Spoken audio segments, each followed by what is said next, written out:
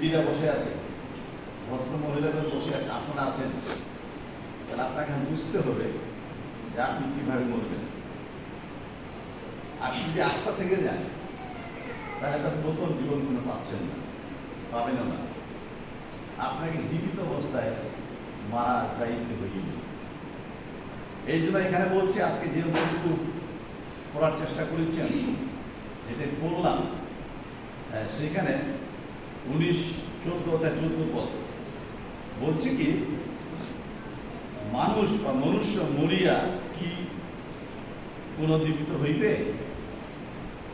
একটা মানুষ মারা গেলে পুনরায় জীবন পাবে? হ্যাঁ, পাবে কি?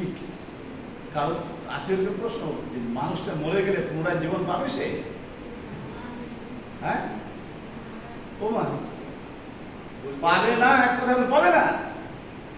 এই মানুষটা মরে গেলে তো পুনরায় জীবন পাবে না। তাহলে পুনরায় কি পাইতে পারে সে?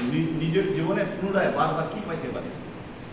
নতুন চিন্তা পাইতে পারে, নতুন স্বভাব পাইতে পারে, আচার আচরণ পাইতে পারে, নতুন একটা মন পাইতে পারে। হ্যাঁ, নতুন পাইতে পারে না?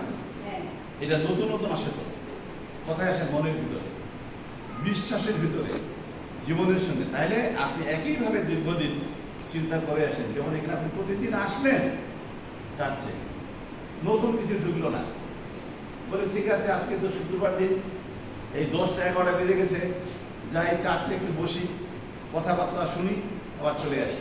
কিন্তু নতুন ভিতরে আসতেছে না। এইটাকেই বলা হয় পুরাতন চিন্তা ভাবনা, স্বভাব, চরিত্র, আচার আচরণ যতক্ষণ পর্যন্ত আপনি মেনে ফেলতে না পেরেছেন, শেষ করতে পেরেছেন, ততক্ষণ পর্যন্ত নতুন আপনার জীবনে আসবে না। আমি বুঝতে পারলাম? যদি গতানুগতিক চিন্তা থেকে থাকে তাহলে আমাদের জীবনে নতুন কোনো আসবে না। নতুন তখনই আসবে পুরাতন যে চিন্তাধারাগুলো আছে সেটা যেন পরিবর্তন ঘটে যায়। ধান বা গম, সরিষার দানা যাই হোক, ওটা যদি আস্থায় একইভাবে থেকে থাকে কখনো নতুন ওখানে গাছও হবে না, আর ধান বা গম এটা মরিলেও না। তাহলে আপনাকে মরিতে হবে, এই জীবন দশায় মরিতে হবে। এটাকে বলা হয় আমার চিন্তাধারার মৃত্যু, বিশ্বাসের মৃত্যু, আচার আচরণের মৃত্যু, স্বভাব চরিত্রের মৃত্যু, চিন্তা ভাবনার মৃত্যু। এই মৃত্যুটা আপনাকে ঘটাইতে হবে, তাহলে আপনি আপনার নতুন জীবন আপনি দেখতে পাবেন। এই মৃত্যুর কথা সেখানে বলা হচ্ছে। কাজে এখানে উত্তরটা আপনি খুঁজে বের করবেন, নিজে নিজে বলবেন যে মনুষ্য মরিয়া কি পুনর্জীবিত হইবে? তখন উত্তর হবে যে দৈহিকভাবে কখনো সে পুনরায় জীবন পাবে না। একজন বৃদ্ধ লোক মায়ের গর্ভে গিয়ে নতুনভাবে সে জন্মগ্রহণ করে আসতে পারবে না, কিন্তু মনের চিন্তার দ্বারা, বিশ্বাসের দ্বারা সে নতুন হতে পারে। জানেন? কই বসছেন, কে কে ঘুমাতে চাচ্ছেন? আপনারা বালিশ আছে, নিয়ে এসেন, একটু ঘুম পাড়াই দিই সবাইকে। কেন কি চোখের ব্যথা কাকে, কার কার আছে চোখের ব্যথা? মনের ব্যথা কার কাছে? মনের ব্যথা নাই? এত ভালো লোক আপনারা, মনের ব্যথা নাই, চোখেরও ব্যথা নাই, দেহের কিছু ব্যথা আছে না? এটা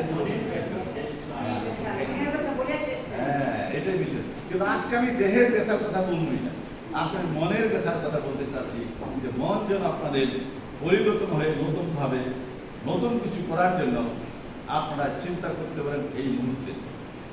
এই জন্য বলছি, এখানে আমি রোমিও পুস্তকের 12 অধ্যায় যাই, এখানে একটা সুন্দর দৃষ্টান্ত দেওয়া হয়েছে। বলছে কি যে কিভাবে একজন লোক নতুন নতুন হতে পারে, তার একটা জীবন নতুন জীবন হতে পারে, যেই জীবনটার কথা আমি আপনাদের সঙ্গে তুলে ধরতে চাচ্ছি। 12 অধ্যায় 1 পদ এবং 2 পদ, রোমিও পুস্তক 12 অধ্যায় 1 থেকে 2 পদে দেওয়া আছে।